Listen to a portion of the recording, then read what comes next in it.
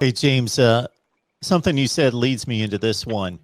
When you play for an elite program like Florida State once was, when you were there and you played for top 10 teams, I got to think that you were going to practice every day knowing, I know what we've got.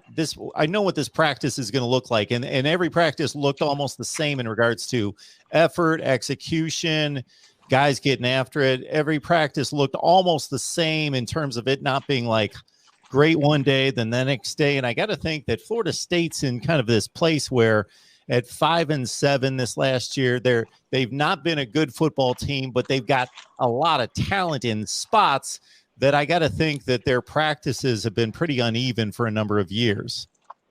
Yeah, like for example, like today, and probably the first couple of days, the defense should be ahead of the offense anytime that you start. Defense is instinctual, fly around, hit somebody. All you need is one person to do something right, and it's going to go well. Offense, you typically need all 11 on the same page, but what happens is we haven't had the ability to have the competition. So just think about it like this. When I came into Florida State, just the running back room alone, Greg Jones, excuse me, I apologize. Nick Maddox played in the NFL, got picked up by the Carolina Panthers. Greg Jones played in the NFL for the Jacksonville Jaguars for a year. Willie Reed got drafted, played running back.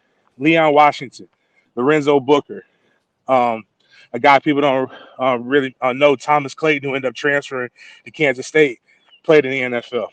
Me, BJ Dean, both of us were on squads for our rookie seasons. Like, it's just talent after talent. You can't slip. If you don't bring it, they're gonna pull your ass and put somebody else in, and you're never gonna see your position again. That was everywhere, and that was just from recruiting, from building a standard, and having expectations. So I think right now you're getting a chance in year three, which has always been my statement, is the money year for a coach.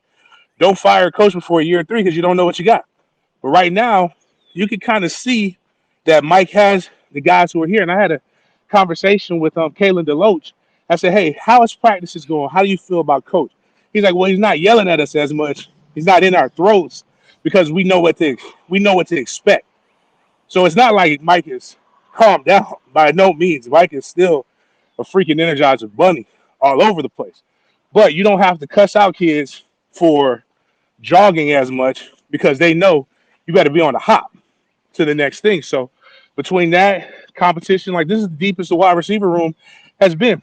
I remember having a conversation with Dugans, and he was just like, JC, everybody's coming after me, but I didn't recruit this room. There's only a couple of my guys. So now when you see Johnny Wilson, you see, was it Micah Pittman, the kid with the evaporating hairline? Yeah. Yeah, whatever. You see some of these guys that are coming in and they're ready to play. They're plug and play guys. Deuce Spain, who probably can develop a little bit more on top of your Burrells and McLeans and all these other guys. For the first time, it's not I'm gonna sit here and I'm gonna talk to the coach. I'm gonna do whatever I need to do because he needs me. Nah, buddy. You do that now, you're gonna find yourself, like, not to call anybody out, you're gonna find yourself making sub IG posts like Javaris Brownlee at corner. Now that they didn't brought in a bunch of good corners. So you're either gonna get down or you're gonna lay down. And I think that's the thing that Florida State hasn't had in a long time. So will it transfer to wins? Who knows? But I do know this. They was flying around a lot better than I've ever seen them do.